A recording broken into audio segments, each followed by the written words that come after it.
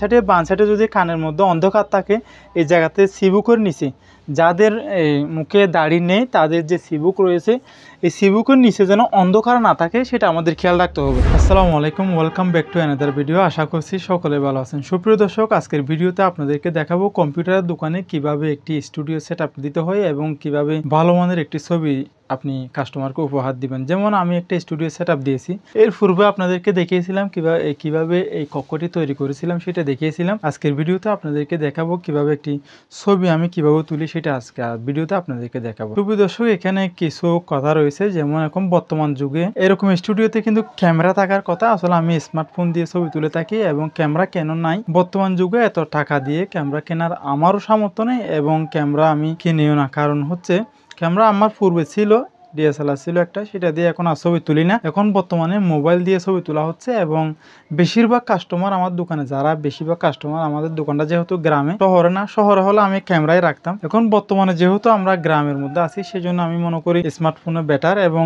Smartphone দিয়ে দ্রুত গতিতে ছবিটা তুলে দ্রুত কাস্টমারকে সার্ভিস দেওয়া যায় এবং ভালো মানের ছবি হলে ক্যামেরা চেয়ে সুন্দর হয়। বর্তমানে যে স্মার্টফোনগুলো রয়েছে সেখানের মধ্যে আপনারা যে ফিচার পাচ্ছেন, বেশিরভাগ কাস্টমার নিজের মোবাইলে ছবি তুলে নিয়ে আসে আমাদের দোকানে। সেই জন্য আমি চিন্তা করলাম কাস্টমার 80% কাস্টমার মোবাইলে তুলে ছবি নিয়ে আসে, যার কারণে দোকানে 20% কাস্টমারদের আমরা সার্ভিস দিই আমাদের নিজের ছবি তুলে। যাদের হাতে স্মার্টফোন নেই তাদের ছবিগুলো তুলতে হয় আর। এখন আমরা আপনাদেরকে দেখাবো আমি কিভাবে স্টুডিও সেটআপটা দিয়েছি। দর্শক, এখানে আপনারা দেখতে পাচ্ছেন, এই যে আমার কক্ষটা আপনারা দেখতে পাচ্ছেন এখানে।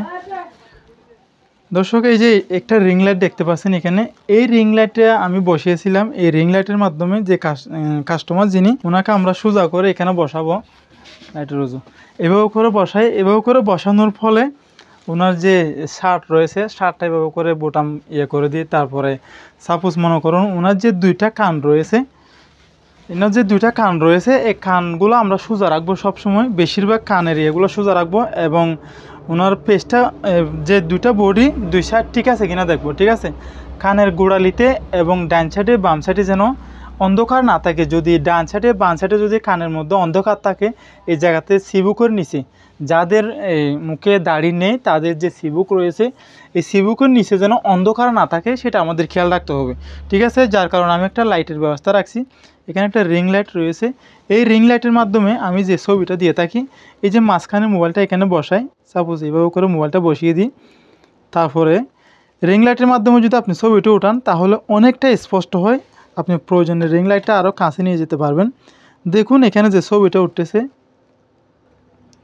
আপনারা খেয়াল করে দেখুন, এই রিং লাইটের মাধ্যমে ছবি এইভাবে করে ওঠাই। ঠিক আছে, আর একটু সোজা করবেন। আমি মোবাইলে যেহেতু ভিডিও ধারণ করতেছি যার কারণে একটু খুবই আমার কষ্ট হচ্ছে, একটু দেখুন।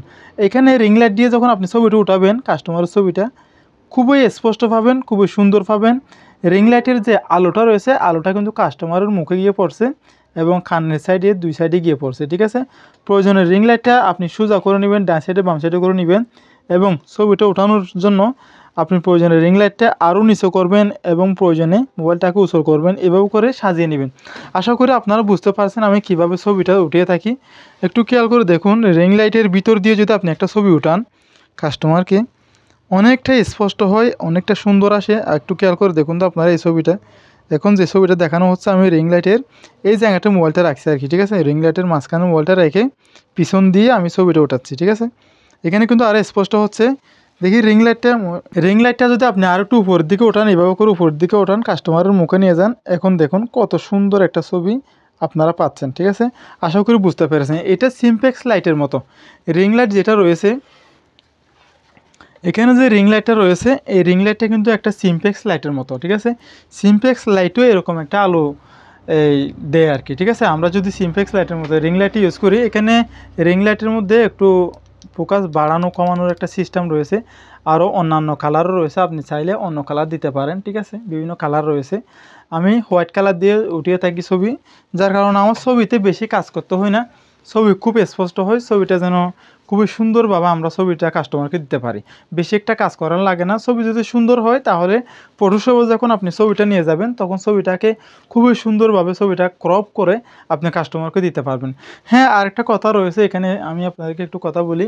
পিছনে যে ব্যাকগ্রাউন্ডটা রয়েছে একটু খেয়াল করে দেখুন, এখানে পিছনে যে হোয়াইট ব্যাকগ্রাউন্ড রয়েছে এই হোয়াইট ব্যাকগ্রাউন্ডটা আপনারা প্রয়োজনে অন্য কালার দিতে পারবেন। অন্য কালার বলতে নেভি ব্লু কালার যেটা রয়েছে নেভি ব্লু কালার দিতে পারেন।